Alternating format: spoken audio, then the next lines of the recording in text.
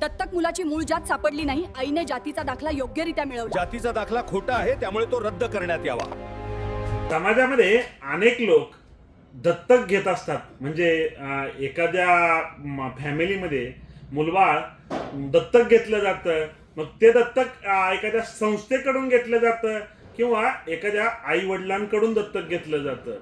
तर मित्रांनो, दत्तक एक मूल दत्तक घेतलं तर ते दत्तक घेतलेलं मूल हे दत्तक देणाऱ्या लोकांच्या जातीचा म्हणायचं की दत्तक घेतलेल्या मुलांच्या दत्तक घेतलेल्या ज्या लोकांनी त्यांना दत्तक घेतले त्यांच्या जातीचं कोणत्या जातीचं म्हणायचं, याबाबत आपण या व्हिडिओच्या माध्यमातून चर्चा करणार आहोत. आणि बाबा की दत्तक घेतलं, दत्तक मुलाच्या जातीबाबतची माहिती नव्हती, एखाद्या संस्थेमधून जर एखादं मूल दत्तक घेतलं तर त्या दत्तक घेतलेल्या मुलाच्या जातीबद्दल माहिती नसेल, अशा ज्या दत्तक घेतलेल्या त्यांच्या जाती कोणत्या जातीचा म्हणायचा, या जे प्रश्न आहे की आपला तो आजच्या व्हिडिओचा जो महत्त्वाचा विषय आहे, जो प्रश्न आहे, त्या प्रश्नाचं उत्तर आपण माननीय मुंबई उच्च न्यायालयाच्या आदेशाच्या माध्यमातून जाणून घेणार आहोत.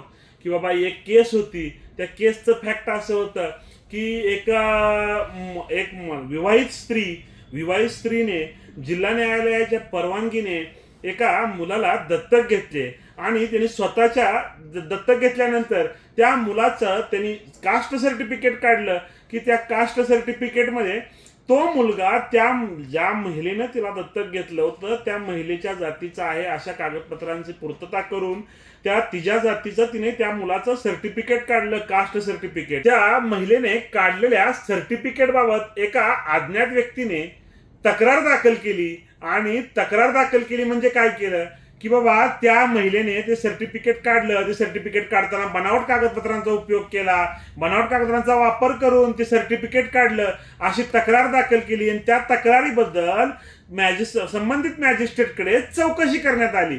आणि त्या चौकशीच्या दरम्यान त्या मुलाचं जे कास्ट सर्टिफिकेट या दत्तक घेतलेल्या महिलेनं त्या स्वतःच्या जातीचं त्या मुलाचं कास्ट सर्टिफिकेट काढलं होतं, ते कास्ट सर्टिफिकेट रद्द करण्यात आलं.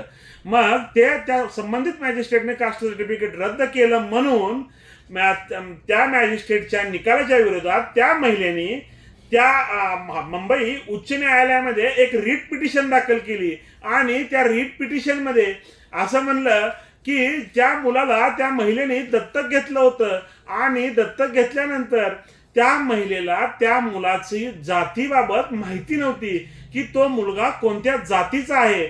आणि तो कोणत्या जातीचा आहे हे त्या महिलेला माहीत नसल्या कारणाने त्या महिलेने तिला दत्तक घेऊन ते दत्तक पण जिल्हा न्यायालयाची परवानगीने घेतलं होतं. म्हणजे दत्तक कायदेशीर घेतलं होतं, फक्त सर्टिफिकेट जे आहे ते चुकीचं आहे असं म्हणणं होतं.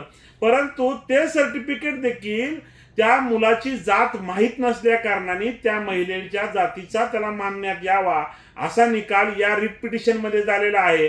त्या केसचं नाव आहे की गीता दत्तात्रेय आचरी विरुद्ध महाराष्ट्र सरकार.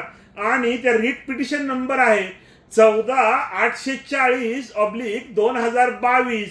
आणि या केसमध्ये निकाल देण्यात आलेली तारीख आहे 29/1/2026. मित्रांनो, अशाच प्रकारची नवनवीन कायदेविषयक माहिती जाणून घेण्यासाठी अद्याप जर तुम्ही आमच्या कोर्ट कचेरी या युट्यूब चॅनलला सबस्क्राईब केलं नसेल तर सबस्क्राईब करा. त्यासोबतच कोर्ट कचेरी ऑफिशियल इंस्टाग्राम व कोर्ट कचेरी ऑफिशियल फेसबुक पेजला फॉलो जरूर करा. धन्यवाद. दत्तक मुलाची मूळ जात अनुपलब्ध आहे, आईने जात प्रमाणपत्र योग्यरित्या मिळवले. जात प्रमाणपत्र बनावट आहे, त्यामुळे ते रद्द करण्यात यावे. याचिका मंजूर करण्यात आली आहे.